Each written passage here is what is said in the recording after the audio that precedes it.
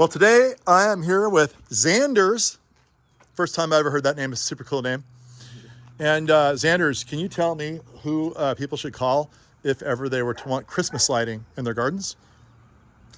Marin Glowworks. Marin Glowworks. Yep. What do you know about that company? That company is just it's a great lighting company, and we put up lights for people, take them down, store them, and then we come back next year. And All right.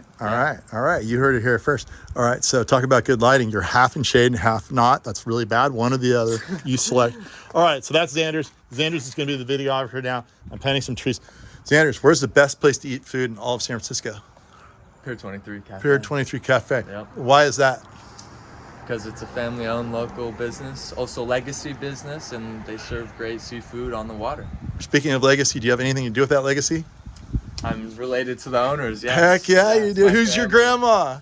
The owner of Pier 23. What's her name? Flicka. Flick is my favorite person in the world. Yeah. All right. Yeah. All right. So I take care of I put their palms there, take care of them. So they also give me a couple of beers every time I go there.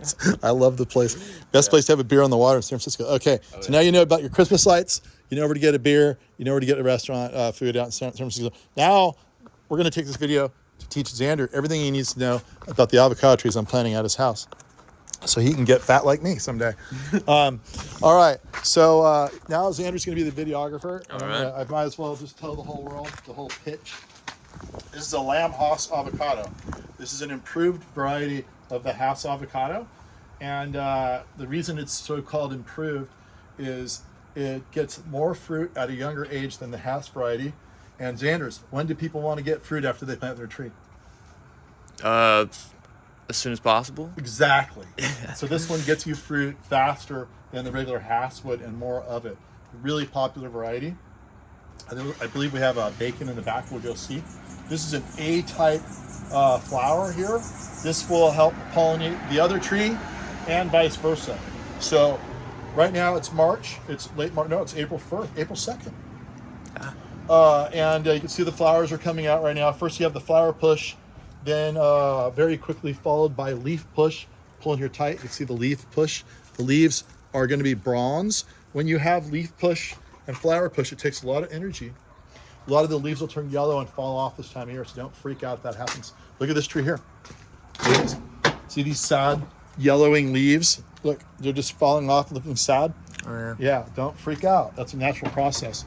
And all the new leaves are coming out.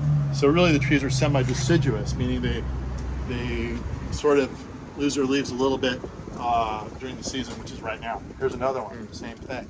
It's getting starved in nutrients, so don't freak out. Xander, you gonna freak out next year when this happens? No. No, you're not. You gonna call Uncle Gary? Nope. Bug him? Nope. No, not at all. Not at all. Right. I'm gonna be smiling. So, yes, we put this one in the ground here. The flowers will, the bees will pollinate. You can walk by. It's okay. Ricardo's scared to walk by. Look how good looking Ricardo is. He's gonna make the video better. So this time of year, the flowers come out, the bees will come. Hopefully, you want to encourage bees in your garden any way you can, either beehives or plant some rosemary or plants that like bees. Get the bees here. Pray for warm weather because the bees don't come out when it's cold during the flowering season. So what else do you need to know? You can also boost your fruit pollination by spraying a bunch of honey water, honey mixed with water, superheated. Oh, interesting. So it's really viscous. Okay. And the bees will smell it, and they'll come over, and they'll want to be all over it. Sunny Delight, same thing. Anything super sugary. Wait, what's Sunny Delight? Oh, it's a horrible drink you should never drink. It's like nothing but sugar. The fake orange juice. ones. Yeah. Oh, yeah, Sunny D. Right. Okay. I ended up with one of those. I'm like, I'm not drinking this. I put it on my avocado tree. I got a lot of fruit that year. So anything sugary you can put on here to attract the bees. Gotcha. So you want as much pollination as possible. Now, it's likely that this tree could get a whole bunch of avocados on it. By June, you might see what, oh, look right here. There's a first little avocado right there. Let's show the difference. Oh, yeah. Here's a flower, put them side by side. There's a flower, there's the avocado. So by about June, this thing will be BB sized or bigger. Then you can see how many avocados are on this tree. The tree this size, which is a 15-gallon, you really only want maybe like 3 or 4 or 5. Any more than that, it's going to zap the tree of energy. All that is avocados take a lot of energy to produce and hold on the tree. You really want leaves to grow and the tree to get big. when it's young. The bigger it gets, the more avocados it can support in a good, healthy manner. So that's really important. So come out like in June, cut off, if it has 50 avocados, cut off 45 of the smallest ones. Leave the 5 biggest. Okay. Bigger trees, like a 24-inch box, like this one over here. A tree like this, which is going to another job site. This tree could probably handle about like maybe 10 avocados on it. Okay. No more than that, because it'll zap the tree. Now, the other thing that's important is that what would happen, Xanders, if you were like a little baby and your mom took you to the beach, and then she went to like go party somewhere and she forgot you and left you on the beach, and it was like 100 degrees that day, and you didn't have your sunscreen? What would happen? I would burn up. Probably die. Yeah. Right? So these trees are extremely vulnerable, just like Xanders would be as a baby on the beach without sunscreen. So how do you fix that? See the sun beating here? This will absolutely turn sunburn black. It'll stop conducting all of the magic that it needs to grow. And it's like a constricted artery at that point. It slows down the tree. You can even kill the tree. So how do you mitigate that? You take 1/3 latex white paint, mixed with 2/3 water, and you paint it on there, like all over it, and the white will reflect the sun. And you only do it on the sides of the plant where the sun hits it. You don't need to do the back side. You don't need to do the north side. You do the south side and the west side. The east side is not a problem because the sun coming up just doesn't have as much energy to really burn it. And if you happen to be doing that and you live near the beach and you see poor little Xanders laying on the beach naked out in the sun with his mom gone, you paint him too. All right. Okay. Then what else do we need to know? I don't think we even need to go into the back, but we basically have a tree like this in the back in a good location. The reason you want 2 trees is there's A flower types. Lamb Haas is an A flower type. The other one is a B flower type. It's a sequencing thing. And nature has created a situation where it doesn't want inbreeding. It wants you to cross-pollinate to increase the amount of potential gene diversity. Same thing with the avocados. They want to, that's why there's A types and B types. So they encourage cross-pollination. And if you have those 2 different types near each other, then you'll have heightened fruiting and fruiting. Better yield, Better yield. That's it. Yeah. Better yield. And as far as watering goes, all right. So, what do we like to do? How do we like to water these trees? Say, well, Gary, how long should I water them? 5 minutes, 10 minutes, 20 minutes? I said, well, are you using like a little mister, or are you using a fire hose? And they say, probably not a fire hose. And I say, okay. Well, it's not a matter of how long you water the tree. It's a matter of how much you water the tree. You basically want to get water down in the ground, so not just water the plant, but you want it to soak in like this deep and like this big around it. So you have to put like a substantial amount of water down here. So you reckon like how many gallons or something? Yeah, it's a gallonage thing. So you're going to want probably, I'd say, 3 to 4 gallons per application for a 15-gallon, maybe 5 to 6 gallons for a 24-inch box. Gotcha. Okay, like it's that gotta, one. It's got to go down there slow enough and seek in enough to like not run off. You dump. What happens if you had a 5-gallon bucket and just wham like that? Oh yeah, it would probably run off. Right. Yeah. You don't want to do that. You want to put it in there slow enough where it can soak it up.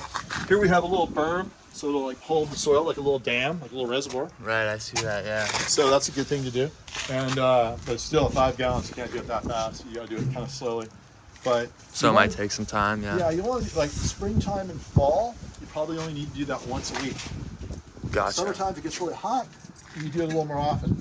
Now, if we get 100-degree days, avocados are pretty well handled for it, especially if you've got the sunscreen on them.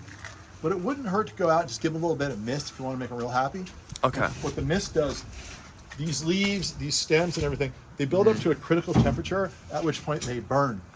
Ooh. So when you missed it, imagine, Xanders, you're running through the desert on a marathon, right? You're running, getting hot.